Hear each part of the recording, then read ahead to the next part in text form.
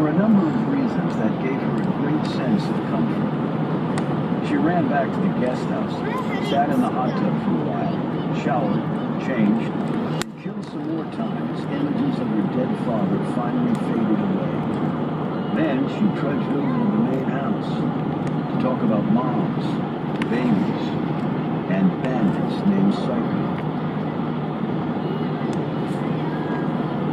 Chapter 74. The phone buzzed on Beth Perry's desk.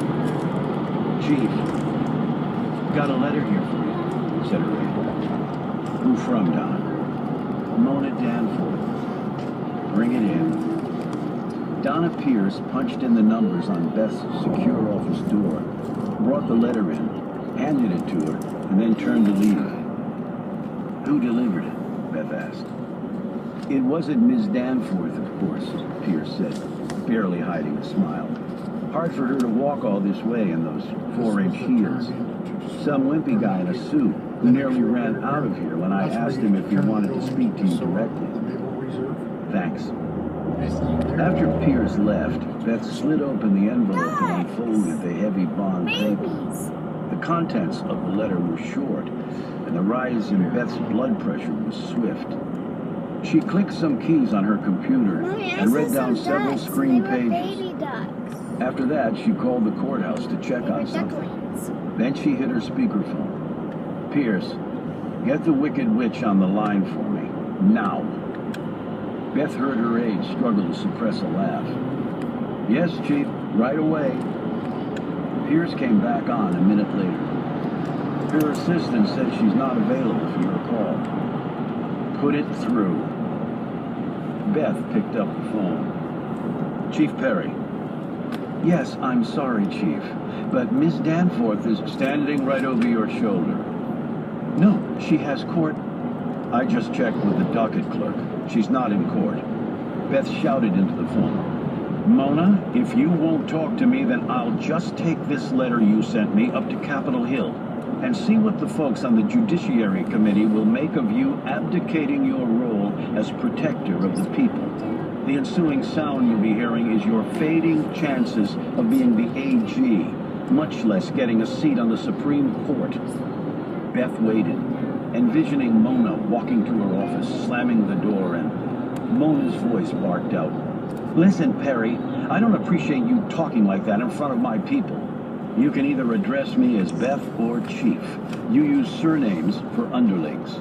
I am not your underling." "What do you want?" "I read your letter."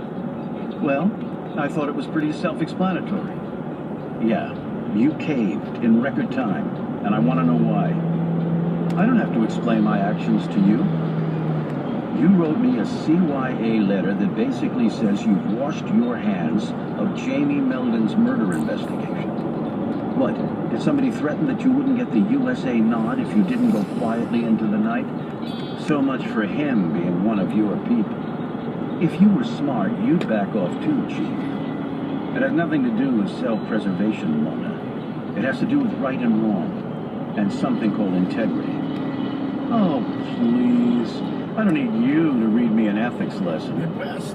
"So what are you going to tell Meldon's wife and kids?" "Sorry, my career's too important. Just get over Jamie's murder and move on." "I'm running the largest U.S. attorney's office in the country. I don't have time to run down..." They're really big square rocks. "Homicide suspects. Someone is out there who took Jamie's life." Yep. "Then you tackle it if you care so much." This is the what? "A little tough to do when I was barred from the crime scene. Can't help you there.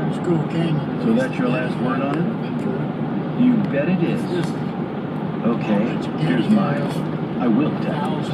And if I find the least bit of evidence that you or anyone in your office impeded our investigation, I will personally see to it that your Armani-covered ass lands right in prison." Beth slammed down the phone, sat back, and took a deep breath. Her BlackBerry had been buzzing non-stop during her entire conversation. She checked it. 93 emails, all marked urgent. She had 6 meetings stacked back to back, the first of which was scheduled to begin in 20 minutes. Then she had 2 hours patrolling in Cruiser 1. A roll call in the 2nd District.